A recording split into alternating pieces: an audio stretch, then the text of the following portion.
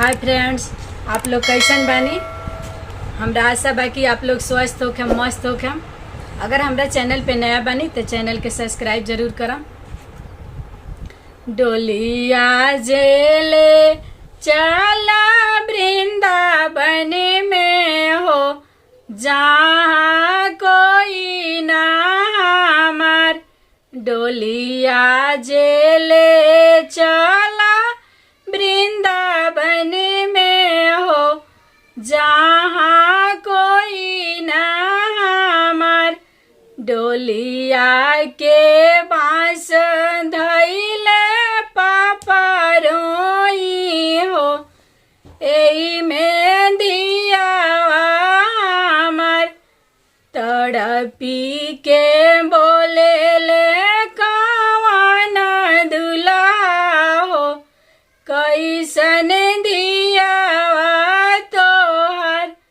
जहिया से ससुर दिनी कन्यादान, तब से सुभावा हमार।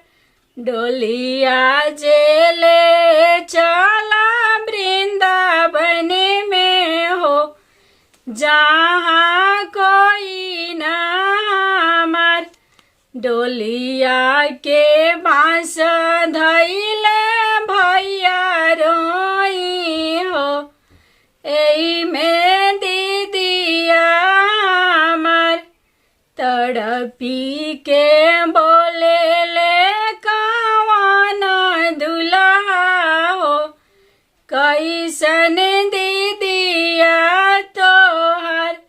जहिया से सरऊ कनी पानी गरहन, तब से सुभावा हमार। जब से सरऊ कनी पानी गरहन, तब से रानिया हमार। डोलिया जेले चला वृंदावन में हो, जा